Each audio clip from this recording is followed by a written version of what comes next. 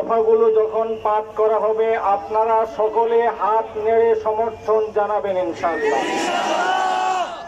1 নম্বর,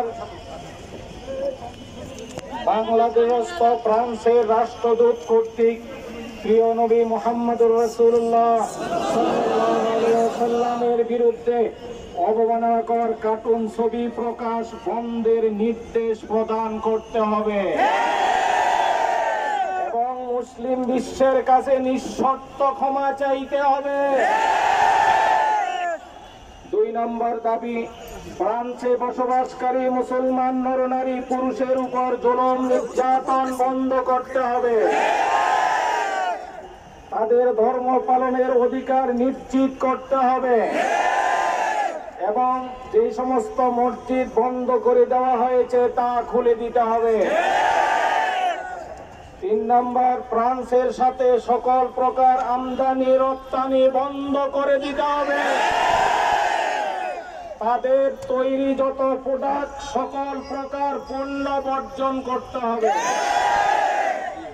আগামী সংসদ অধিবেশনে এ দেশের ইসলাম ধর্ম, আল্লাহ রাসূল, সাহাবায়ে কিরামের নামে সমালোচনা এবং কুরুচিপূর্ণ বক্তব্য লেখালেখি নিষিদ্ধের আইন পাস করতে হবে।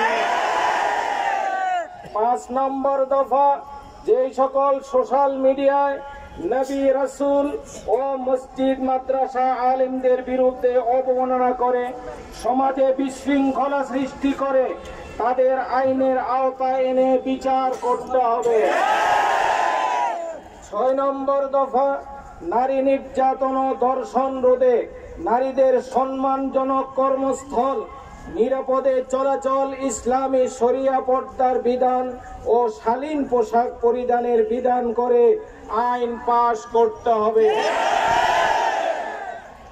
গণপ্রজাতন্ত্রী বাংলাদেশ সরকার রাষ্ট্রপতি ও প্রধানমন্ত্রীর নিকট উল্লিখিত দাবি দেওয়া বাস্তবায়নের জন্য অনুরোধ জানানো হচ্ছে।